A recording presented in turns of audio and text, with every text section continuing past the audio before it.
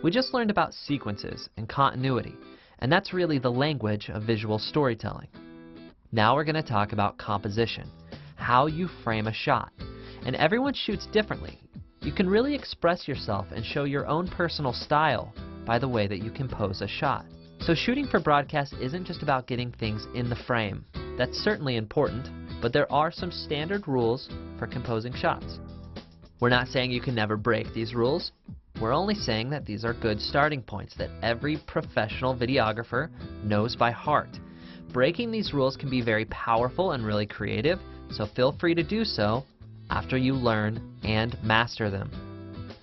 First up, the rule of thirds. The rule of thirds is by far the most valuable concept you can learn for framing a shot. You will use this all the time in almost everything you shoot.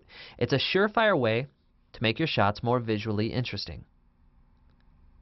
Most beginning shooters tend to center everything they shoot, kind of like this. Now let's apply the rule of thirds to this otherwise mundane shot. When looking through your viewfinder, imagine 2 horizontal and 2 vertical lines, dividing your screen into 9 boxes, kind of like a tic-tac-toe board. The rule of thirds says to put your subject in one of the 4 crosshairs. And when your subject's over in one of these crosshairs, it causes the viewers to move their eyes across the image.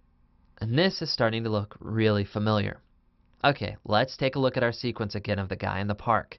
Notice how each shot in this sequence utilizes the rule of thirds. In the wide shot, he's in the left and bottom crosshair. In the medium shot, his eyes are on one of the crosshairs, and so is his glove. And notice where the tight shot draws your attention. To the ball going into the glove, which is lined in the crosshairs on the bottom right side. You can also use this when shooting horizons. Instead of putting the horizon right in the middle of the frame, try aligning it with the lower line. This draws more attention to the sky. Or if you align the horizon with the upper line, it'll draw more attention to the land.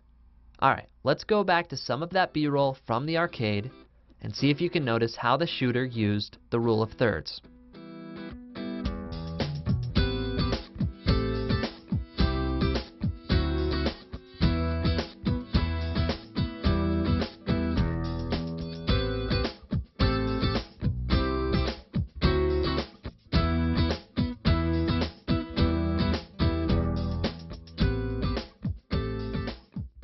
Now a few final examples of the rule of thirds from the park. Here's the shot of the pond. Can you see how we're using the rule of thirds here? Notice how the sign is aligned to the left vertical line, and the edges of the pond are aligned with the upper and lower third lines. How about this shot? As you can see, this lower row of ducks is aligned with the bottom line, and the mother duck on the right side is aligned with the right line. How about this one? Can you find the rule of thirds here? If you're new to shooting, the rule of thirds should be the first and only thing you worry about when composing a shot. You'll use the rule of thirds almost any time you shoot footage of a person. The basic rule here is called eyes on third.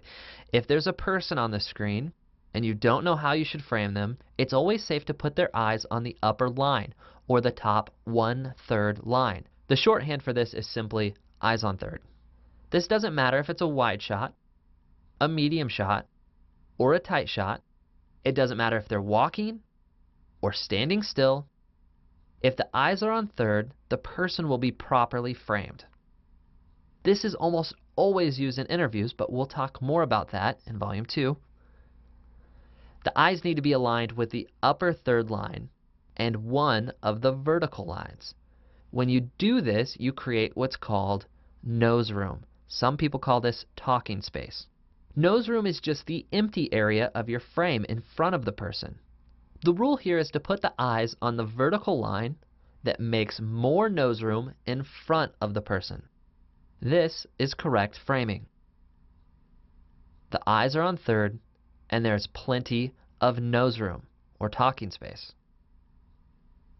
This is classic incorrect framing.